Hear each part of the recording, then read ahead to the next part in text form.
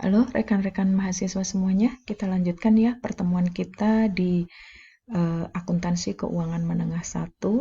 Untuk pertemuan ke-13 kita bicara mengenai depresiasi, penurunan nilai, dan deflasi.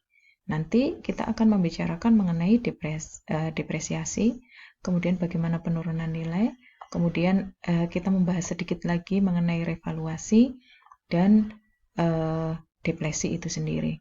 Nah, yang pertama, kita bicara dulu mengenai apa itu depresiasi. Depresiasi itu adalah proses alokasi cost untuk aset-aset tangible atau aset berwujud yang masa manfaatnya lebih dari 1 tahun dialokasikan ke beban di periode-periode di mana periode tersebut menerima benefit dari aset yang ada. Nah, ada istilah-istilah yang perlu kita tahu di depresiasi. Untuk fixed asset atau aset tetap berwujud, itu kita menggunakan istilah depresiasi.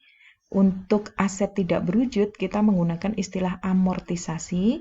Dan untuk mineral resources atau sumber daya alam, itu kita menggunakan istilah deflasi. Tapi kadang-kadang kita menyebutnya sama, semuanya amortisasi atau depresiasi.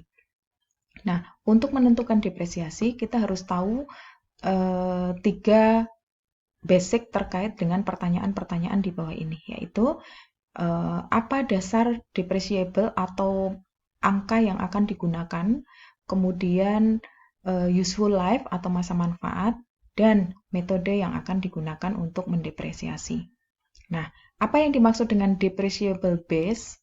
Itu adalah seperti ini contoh perhitungannya. Harga perolehan dikurangi residual value jika ada, maka itu disebut sebagai depreciable base. Nah, kemudian untuk mengestimasi masa manfaatnya, maka kita harus tentukan dasarnya adalah terkait dengan kondisi fisik aset tersebut, kemudian yang kedua terkait dengan kondisi ekonomi. Contohnya misalnya keusangan. Nah, kemudian ada beberapa metode depresiasi yang bisa kita gunakan, yaitu activity method atau biasa disebut sebagai unit of production, kemudian straight line atau garis lurus, kemudian diminishing. Nah, untuk diminishing charge ini ada 2, sum of the year atau declining balance. Nah, untuk activity method, caranya adalah dengan kita harus menentukan dulu berapa tarif depresiasi per unit. Unitnya itu bisa jam, bisa satuan produk atau apapun. Kayak contohnya misalnya seperti yang di sini. Ini contohnya unitnya adalah jam. Nah, berarti kita tentukan dulu berapa depreciation charge setiap jamnya. Rumusnya seperti ini. Jadi, cost dikurangi residual value dulu, kali jam pada tahun tersebut, kemudian dibagi dengan total estimasi jam. Berarti artinya setiap periode kita harus tahu unitnya, satuan produknya atau jamnya misalnya. Nah, untuk straight line ini biasa digunakan yang paling mudah. Rumusnya adalah harga perolehan dikurangi nilai residu dibagi masa manfaatnya. Seperti ini. Ini menjadi depreciation charge atau tarif depresiasi setiap periodenya. Nah, kemudian ada lagi yang disebut sebagai diminishing charge. Kalau diminishing charge berarti kita harus yang pertama kita bahas dulu mengenai sum of the year. Kalau sum of the year maka kita jumlahkan dulu semua angka yang ada di dalam tahun. Dasarnya karena estimated useful life-nya itu adalah 5, maka kita hitung dulu jumlah tahun di periode tersebut. 5 tambah 4 tambah 3 tambah 2 tambah 1 sama dengan 15. Nah, 15 ini akan menjadi numerator bagi perhitungan estimasi kalkulasinya. Nah, nanti dimasukkan ke dalam rumus seperti ini. Berarti 5 ditambah 5 plus 1 dibagi 2 sama dengan 15. Baru kemudian kita hitung seperti ini. Depreciation fraction-nya untuk tahun pertama berarti 5 per 15 dan seterusnya. Kemudian depreciation expense-nya berarti 5/15 dikali 450 dan seterusnya.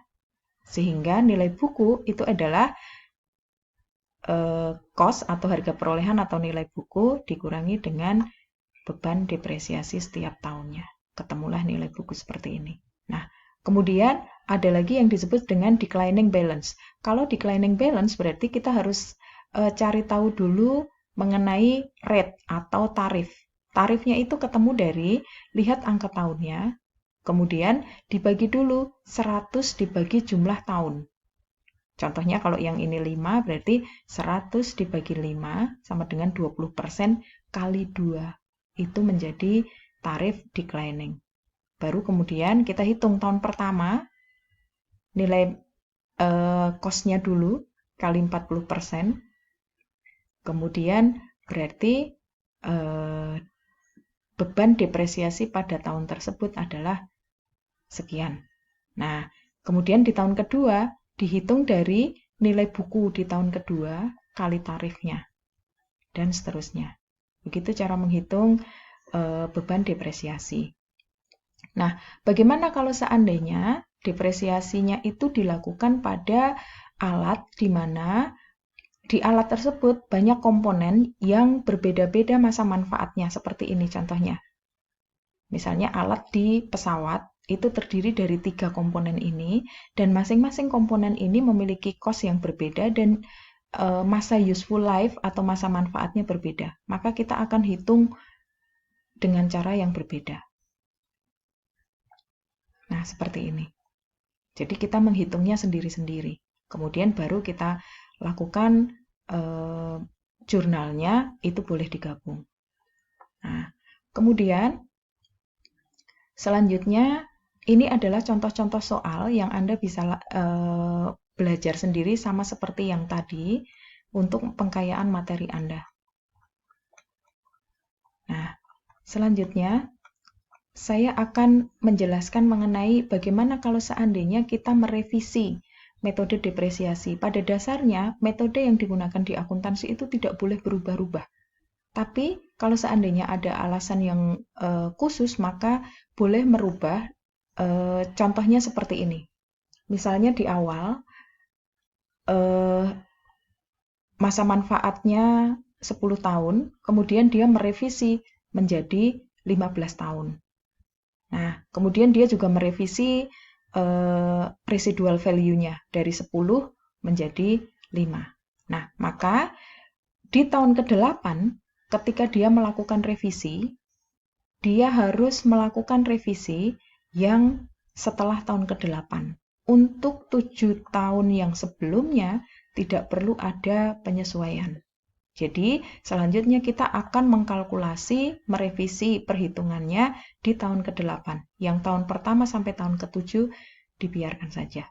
Cara merevisinya seperti apa? Seperti ini. Di tahun ke-8 kita revisi dulu.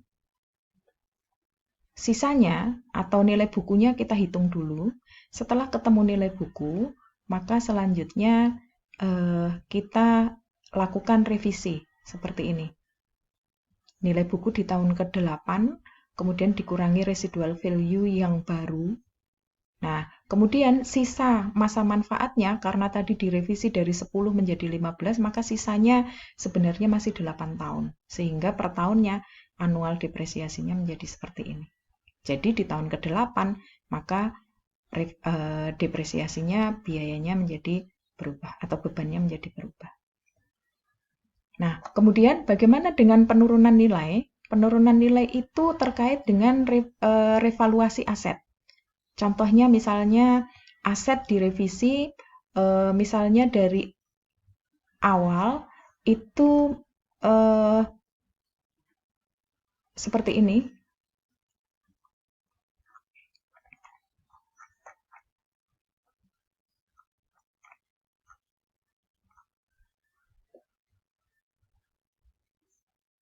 Sebentar. Nah, seperti ini contohnya. Misalnya di awal carrying amount-nya, jumlah nilai bukunya itu adalah 200, tapi kemudian ternyata karena nilai pasarnya itu hanya 180, maka kita mengalami loss 20.000. Nah, maka kita akan mencatat jurnal penurunan nilai itu sebagai rugi penurunan nilai. Seperti ini. Nah, ini adalah contoh-contoh rugi penurunan nilai yang lain. Anda bisa baca secara detail di sini. Nah, kemudian terkait dengan depresi. Depresi itu digunakan untuk natural resources seperti misalnya biological asset dan sumber daya alam. Aset biologi itu contohnya misalnya hewan-hewan piaraan. Kemudian contohnya lagi misalnya pertanian, produk-produk pertanian dan sebagainya. Nah, untuk biological asset itu digunakan fair value. Kemudian untuk sumber daya alam itu yang paling cocok digunakan metodenya adalah seperti ini, unit of production. Cara perhitungannya sama persis seperti yang tadi. Ini untuk depresi. Nah, Anda bisa baca juga terkait dengan revaluasi dan sebagainya itu di contoh-contoh soalnya. Seperti ini. Sudah disampaikan. Nah, kalau terkait dengan bagaimana kita menilai prestasi atau kinerja perusahaan terkait dengan PPE, maka kita bisa ukur dengan contohnya misalnya asset turnover. Yang rumusnya adalah net sales dibagi average total asset atau rata-rata total asset. Mungkin bisa digunakan juga profit margin. Bisa juga digunakan return on asset. Nah, seperti ini. Ini untuk menilai kinerja perusahaan terkait dengan aset tetap. Demikian presentasi dari saya. Silahkan ditambah bacaannya supaya Anda lebih memahami baik PPT maupun modul yang sudah saya sediakan. Demikian, terima kasih.